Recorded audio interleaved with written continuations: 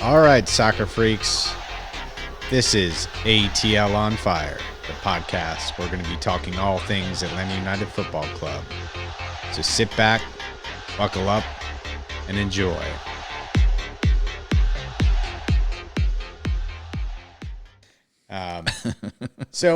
Friday night was awesome. Yep. We said, they served great wine in our box, but more than anything, Dave, as you evaluated where our seats should be at Mercedes-Benz, I just want to commend you again for picking seats that really at midfield can give us really a great run of play, right? Kind of in the level 2 section. You really get a good sense of how people are working off the ball. Yep. Do you think this is our most complete game thus far this season? Absolutely. Yeah. I still feel like we could have done better. Well, let's start with the beginning of the game, which is the tifo. Oh, yeah. Great tifo. If we're going to evaluate the whole game, we got to start at the beginning with the tifo. The tifo. What did you think of the tifo? Your father has something to say. I thought that was great. So for those of you who didn't see it, it was a tifo of Joseph Martinez, who was wearing the same jersey you're wearing now, right. Dave. The new 5-star. Staring down a lion and basically saying in Spanish, your father has something to say. So I thought that was pretty awesome. Muy bien. Yeah. And take that, Orlando. Who's your daddy? And I guess Joseph must have been chuckling from either flying back from El Salvador, or not El Salvador, Venezuela, or is he still down there? What's the deal with? No, he's back. He's back. I think he's probably even back for the game. He just wasn't available. So will he be available for Cincinnati? I believe so. Yes. Good. Okay, well, we're gonna get to how we get him back in the line. You might even say he laughed out loud, Mikey Dobbs. I'm sure. I'm sure. I'm surprised we did not see anything on Instagram or Twitter or one of those sites. But I thought it was an awesome win when we are down Joseph Martinez, down Ronald Hernandez, who are down in Venezuela. We are down Miles Robinson, who's being the backbone of the U.S. men's national team. We called it. We only have a half fit George Bello. At least, we got to see some playing time from him on Friday night, but he played 45 minutes against Honduras, so you didn't want to necessarily give him a start. So, essentially down 4 players, but still looked absolutely frightening if you're other MLS teams. There's something happening in Atlanta. It might be Araujo nutmegging people. It might be Joseto, who's finally starting to play a little bit like you were hoping he would. I don't know. There's just a lot of good signals happening. Barcolito finally making some things happen, forcing an own goal, getting his own goal. A young George Campbell, who's proven we've got depth and center back. I mean, there's a lot of fun stuff that I feel you can take away. And I've always been a George Campbell fan. I've been nothing but kind of like really interested in what he can develop into. And so you almost feel like, is this Miles Robinson? And I know I'm way over my skis right now, but is this somebody who could be the next Miles Robinson 2 years, 3 years from now? Sure. Because he's only, 19, 20? Yeah. He came through the youth system for Atlanta. He's a homegrown player, and I don't think he might be 20 now. But no, he is not old, and he's occasionally struggled reading it in the back 3. But he's big, he's physical, he's good on the ball. He's very good one-on-one defender, and I actually think that he can read the game a little bit. But that was your complaint about Miles Robinson 2.5 years ago, is that he wasn't doing a great job of reading the game. Now he's reading the game. Yeah, much better. And I always felt like he could, and he was such a one-on-one amazing defender. I thought he could read the game. I always said that I thought if there was ever a little bit of weakness, that was it. The one who couldn't read the game was LGP. But anyway. LGP, I don't know. I felt like he could read the game at times, and then he's just he was a hothead. Well, he read the game. He was super aggressive. Everything was forward. He would get lost when the ball was over his head. He was terrible at reading balls over his head, and he was terrible about recovering. But he's gone. So right, but when the play was in front of him, LGP did a pretty solid job. Yeah.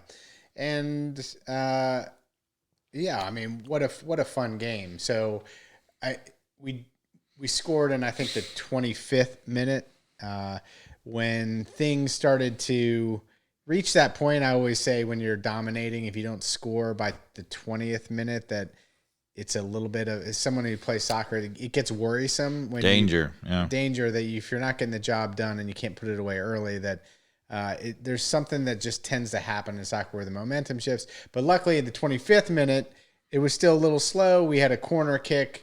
We played it short. Moreno just kind of lulled Nani into not closing him down. Well, Orlando was thinking we were taking a regular corner, right? Barco's over there for the corner. Moreno goes right over there. They play short, and nobody's really ready for it. Nobody really seemed worried about it because we didn't have anybody in the box. No one's in the box. And Orlando had 3 players in the box, but they didn't have their whole team set like you normally would on a corner. And so when Moreno was outside wide, a little bit above the 18-yard box, maybe at about the 20 yards, he whips in a ball, and Campbell comes flying through, diving header. There's 3 defenders there, but none of them, normally on a corner kick, you see all of this wrestling, all of this grabbing or whatever, and Campbell's allowed to just run free. And that guy's a really big dude. And so him running free, the Orlando players had no chance. He ran right in between them and he headed it. And I have to say that looked to me like something that was drawn up on the training ground. He said, if you can play quick and early, you got 2v1 on the outside before they get set. Let's see if we can get a cross in, and then get in the box, make a run. Big guy crash in. And Joseto was the only, it was basically 4 Orlando defenders right kind of in the center of the box, and Joseto was the first one to kind of crash the space a little bit, but he kind of jogged in there, and then George Campbell came flying in just kind of in between everyone, and Moreno with his class puts a nice just well-timed ball right on George's head, and he does the rest. So full credit to Pineda, although I read in some interviews that he says that he designates the assistant coaches to come up with corner kicks and set pieces. But it is very clear that he is very concerned about having excellent set pieces. He has someone drilling it. They working on it in training. So, credit to him for that.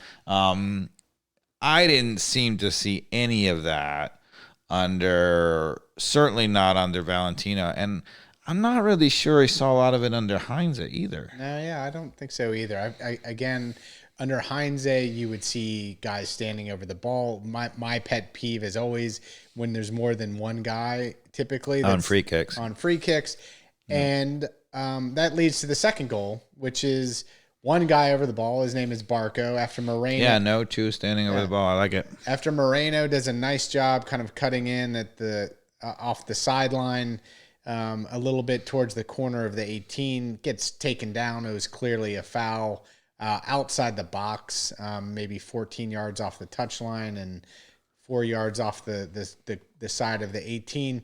So Barco's got a really nice opportunity to just whip a ball in behind the wall or behind the back line and looking for the far post, just put it in the mixer, and does just that. Nobody's competing to take the free kick other than him, and that gives him time to focus on just crushing a ball in where anything can happen, and that's exactly what happened. And ping-pongs off a couple Orlando players and ends up in the back of the net. Yep. I'm not really sure. I felt like they were a bit zonal marking. I'm not really sure whether if they were man-to-man, it was weak man-to-man because it wasn't tight.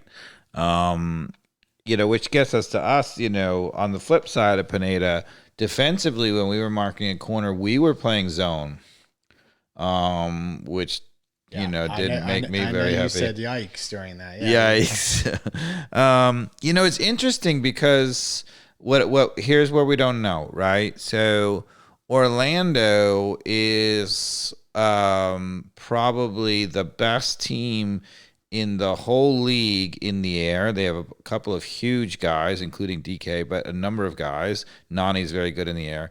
And they have scored, I believe, the most goals off of set pieces of any team in the MLS this year. So it is interesting that suddenly in the second game of Pineda, and I didn't see it in the first game, that we showed up in his zone. And I'm wondering whether that was specifically drawn up to counter the threat, that there was a special way of doing it because they didn't think they could match up man-to-man. If that's the case, then, at least I like the thought. Yeah. But we'll see. Only time will tell whether or not on Wednesday night you see defensive marking that's a zone off a corner kick. So look for it. Do you know, in general in the top leagues, how many coaches practice zonal off of corner kicks versus man-to-man? What would you say the ratio Well, the is? interesting thing, Benitez, when he was coaching Liverpool, this was the early days and very few people were playing zonal. There were a couple. He was one of the early pioneers. He felt that zonal marking was way better on a corner. And Liverpool had given up by 5 goals, the most goals off of set pieces on corners and free kicks. And they kept asking him, and he insisted, no, it's better. And he's like, you're giving up the most goals in the league. And he's like, no, it's better. It's better. And you're like, a good way to stick to your guns, but clearly it was not better. Right. So I laugh, it's a coach who's, thinking about it. I happen to think thinking about it or incorrectly thinking about it. Because again, zonal marking should be better. You figure, okay, so one of the big problems in a defensive corner is that people get, bodied off of it, right? And you would think, okay, zonal marking, that doesn't happen. You have a different guy. The problem is twofold. One, no responsibility. And whenever you have no responsibility, players tend to stand around and not go to the ball. If they're not going to be blamed for being the guy who gave up the goal, they tend to be like, I'm kind of just standing here. Yeah. The other thing that happens is even when you get them being aggressive going to the ball, 2 guys end up going for the ball. And a lot of times, if they're two defenders and 1 attacker, they're all tall, they're all fighting, they're wrestling. None of them get a clean header, which is fine defensively. Yeah. But then sometimes it flicks through and the guy behind him is standing wide open. Yeah, I think I got to agree with you. I think, man v man creates accountability first and foremost. Everybody knows the guy that they at least have to be somewhat near when the ball starts to arc down, where you have to jump up and challenge for it, right? Because we've talked about this many times in the podcast. You aren't necessarily playing the man on the corner kick. You're playing the area that you're covering the man in terms of where the ball is going to come down, right? And so you have to get to the ball first. On a corner kick or a free kick in the box, you can't mark the guy, because even if you're marking the guy, he gets one little flick around you, a header or a toe, and it goes in. By marking the man, we mean there's accountability to being in his space and try to challenge for the ball and or disrupt that player who might happen to get a step on you and be at an advantage of getting to it first. That's where you have to kind of bump him or make it a little more difficult for him to not have an absolute clear chance at the header and just make it real easy, right? So to your point, there's a lot of reasons why zonal just creates a bigger gap in where the ball can come down. Well, I would say everything in moderation, Mikey Dobbs. And I think Tata Martino had a really practical view of this, which is, okay, let's man mark. But the problem if you straight man mark is sometimes somebody will get bumped off the ball and there's nobody there, right? So instead of straight man marking, you straight man mark everybody, but then you leave 1 and sometimes 2 free players, okay? That allows you to choose who the free player is, somebody who's not going to stand around in his zone and never go after the ball. And for example, in Tata's system, it was always Joseph Martinez defending the near post. And Joseph Martinez really knows how to get to a ball, right? Whether it be offensively or in that case, defensively, he said, Joseph Martinez, anything that comes in the front, you better freaking get to it. And he's quick and he was great in the air. And anything that was short, nobody scored on us on the near post. And that's the answer. The answer is not that Benitez was wrong, that zonal is not better. Zone has huge advantage because you don't get the guy picked off. But if you don't have accountability, that's also a problem. So the answer is moderation, Mikey Dobbs. Why not have man-to-man marking mostly across the board. You take one or two of your best players who can really go after the ball, let them be free, and then it works. Yeah. I don't know. I may have seen some of that in the one of the corners, because I felt like Moreno was definitely free at the front post, and some of the there was definitely a guy at the front post playing that role, but the guys in the middle were all zoning it too. Okay. But I didn't see that. At least I didn't make a note of it, and I didn't see it in the first game under Pineda. And now you might say, look, he didn't have time to put it in yet, and now he has, because he had the first game he didn't have any time to do anything.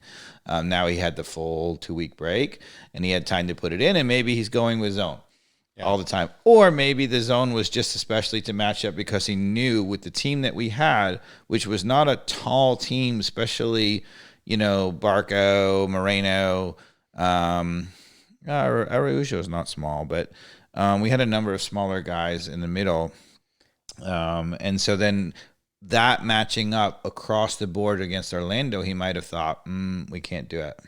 How about that Araujo shot early on that rattled the posts? I got a number for you, though, Mikey Dobbs. 3. Remember I said in the podcast, he's got a wicked left foot. He looks like he can score from there, and I would give him the green light. He's one of the first players I've seen in a long time that might actually might justify playing inverted, because to play inverted, the idea is that you play a left winger on the right side, and the idea is they can cut in and have a shot. The truth is, very few people can even trouble the goalkeeper from there. But Araujo looks like he can consistently trouble the keeper. He has got a heck of a left foot. I mean, that was a very classic Messi inverted, coming out from the right, cutting in with his left foot, and just whipping a ball to the but far close post. Only counts in horseshoes and hanger-aids, so I said if he does that and he doesn't score 3 goals and he consistently takes that shot and we don't get the better chance from it, that's a loss long term. So we'll see.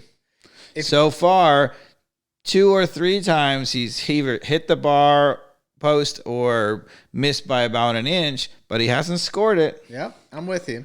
So there's a question is it just getting a little settled and he's going to start scoring that all the time? But if you look back at the stats, he didn't score that a lot for Lille either. But he also provides a little bit of, je ne sais quoi, when it comes to out of all the games he's played, there's been a moment where you're like, whoa. Oh, his build, his running, and his distribution, and his dribbling have been pure class. Couple transition crosses he had, and that little nutmeg where he rips the guy's jersey and throws him forward and then nutmegs him at the same time. It's like, whoop, see you later. Yeah. That was pure. It's the classic. You very rarely see it. Defenders who are being really aggressive, it's so hard to get out from him.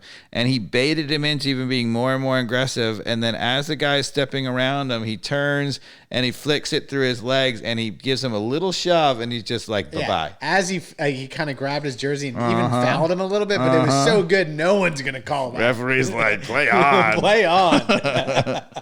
Exactly. Yeah, it was pure class. Araujo. So, it's 2-0 at this point. Later on, this is after the Barco whipped in cross. Man, if you're that good looking and you can do that, Mikey Dobbs.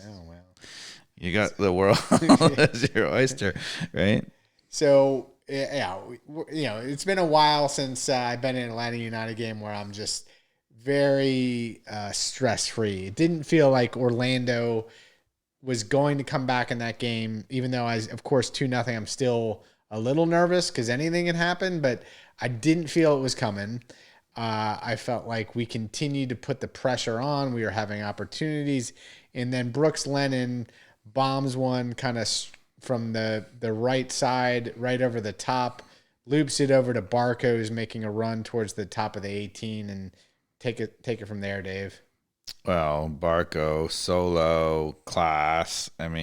He's running, from about 25 yards into the box, left to right. There's 3 defenders there. He fakes once, fakes twice, fakes a third time, goes by all 3, and then just slots it in the corner.